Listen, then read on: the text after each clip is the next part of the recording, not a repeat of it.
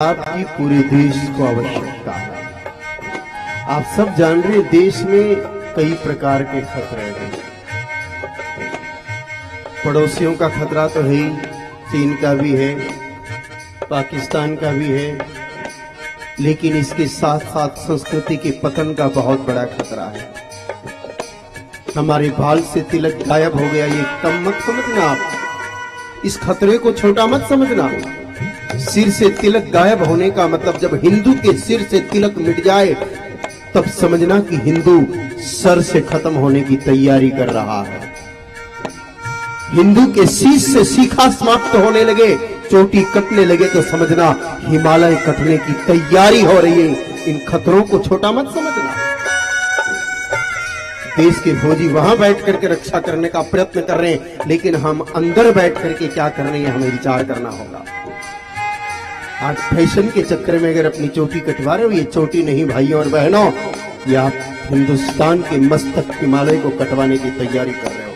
क्योंकि संस्कृति की यह दिव्य शक्तियां ही हमारे भीतर इतनी ऊर्जा भरती है कि इन्हीं के माध्यम से हम हिंदुस्तान को जगत गुरु जैसी स्थिति पर पुनः स्थापित कर सकते हैं। ये खतरे छोटे नहीं है। गले से मालाएं गायब हो रही है, न तुलसी है न रुद्राक्ष है, बस सोना चांदी पहन करके घूमने का अभ्यास कर चुके हैं हम। ये भारतीय संस्कृति के लिए बहुत बड़ा खतरा है। ये जो पाश्चात्य संस्कृति की बाढ़ आ रही है ना, ये जो पानी की बाढ़ है, ये तो 4 दिन में उतर जाएगी, लेकिन ये जो विदेशी संस्कृति की बाढ़ भारतीय संस्कृति पर भारी पड़ती दिख रही है। तो सनातन धर्म के प्रेमी है, उनको इस बात को समझना होगा, हमें हिंदुस्तान को ऐसे खतरों से बचाना होगा। मैं किसी धर्म का विरोधी तो नहीं हूं। हाँ, ये नहीं कहता हूं कि सब धर्म समान है, ये प्रोपेगेंडा में नहीं करता। किसी धर्म का विरोधी नहीं हूं, किसी मत का विरोधी नहीं हूं, किसी पंथ का विरोधी, बाकी समानता की बात नहीं की जा सकती। अरे जहां मेरे भाइयों और बहनों चींटी को भी चुग्गा डालने की बात हो, कौवे को भी खीर खिलाने की बात हो, नदी और पहाड़ों की भी पूजा होती हो, और सामने जो हमारे धर्म नहीं माने उनके माथे काट देने की बात होती हो, उन धर्म की समानता हमारा सनातन धर्म को वहां कहां ले जाके खड़ा कर रहे हैं हम भाई?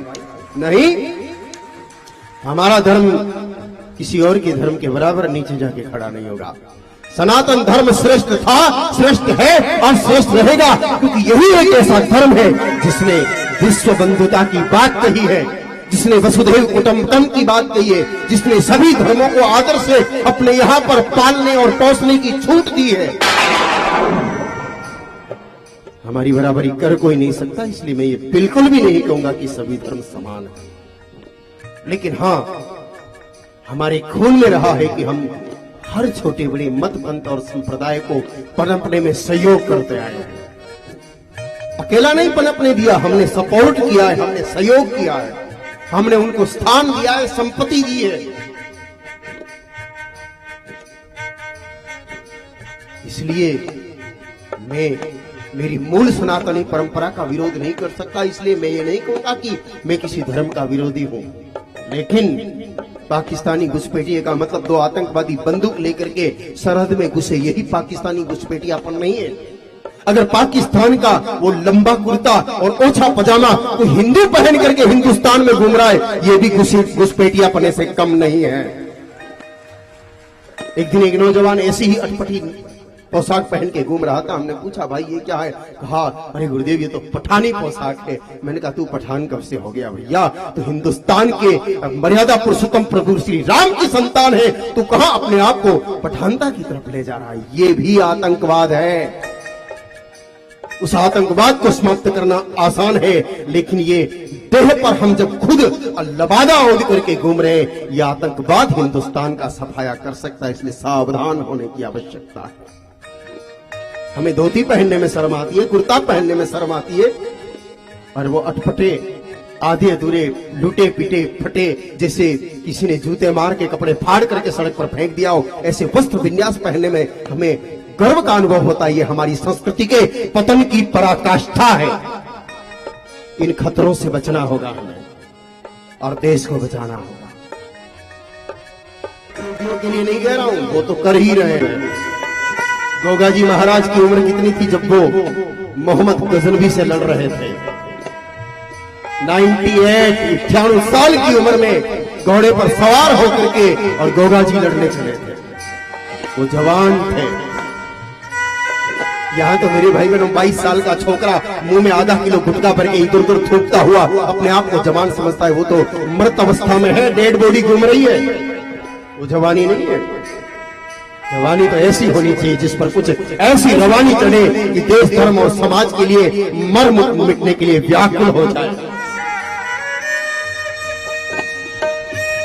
हमारा जीवन, हमारा जन्म, हमारा मरण संस्कृति के लिए, देश के लिए, राष्ट्र के लिए, धर्म के लिए, गांव के लिए।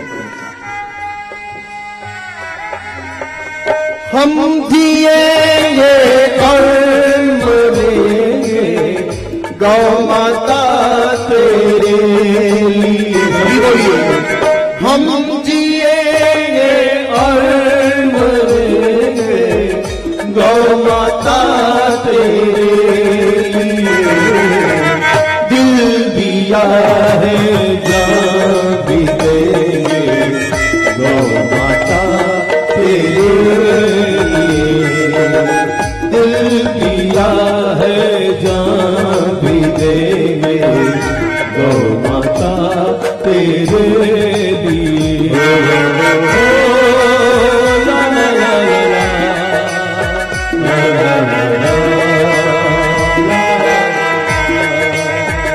हमारा कर्म गौ सेवा है और हमारा धर्म गौ रक्षा।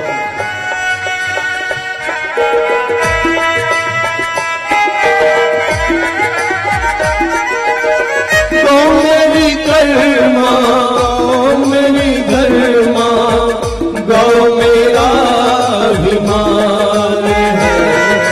गौ मेरी कर्मा, गौ मेरी धर्मा, गौ मेरा अभिमान है। गौ माता तेरे लिए जीवन भी कुर्बान है। गौ माता तेरे लिए जीवन भी कुर्बान है। हम जिएंगे और मरेंगे गौ माता तेरे लिए। दिल दिया है, जान भी देंगे गौ माता तेरे लिए। दिल दिया है, जान भी देंगे गौ माता तेरे लिए।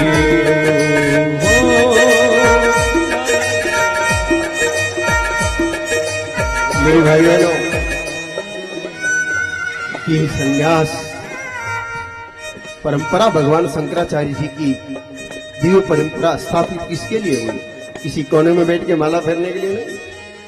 खुद जगद्गुरु शंकराचार्य भगवान ने पूरे देश में घूम घूम करके सनातन संस्कृति की पुनर्स्थापना का काम किया था। द्वारिका नगरी भी साक्षी है, यहाँ का शारदा मठ साक्षी है ना? यहाँ पर भी पधारे थे। हम उसी परंपरा के लोग। माला घुमाने की कला भी दी है तो बाला चलाने की कला भी दी है। हाँ, बेवजह किसी को तू भी नहीं बोलेंगे। छोटे से छोटे बच्चे को भी तू नहीं बोलेंगे, आप बोलेंगे। आदर करेंगे, सम्मान करेंगे, चाहे वो किसी भी धर्म का है, किसी भी मत का है, किसी भी संप्रदाय का है। लेकिन अगर वो हमारी संस्कृति से खिलवाड़ करने की कोशिश करेगा तो फिर प्रताप के भाले की तरह वो नौक पर आकर के ही छूटेगा।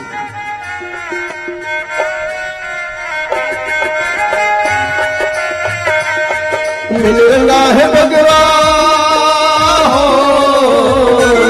मिल रंगा है भगवा चोला जो मात के लिए दीवाने का डोला गौ मात के लिए, दिल दीवाने का डोला गौ मात के लिए, दिल दीवाने का डोला गौ मात के लिए।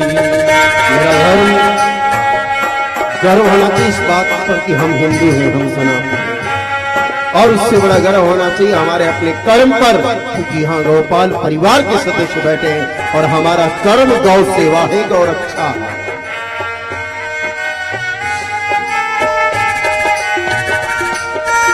सोचने का समय गया, अब लिखो इतिहास नया, सोचने का समय गया, अब लिखो इतिहास नया।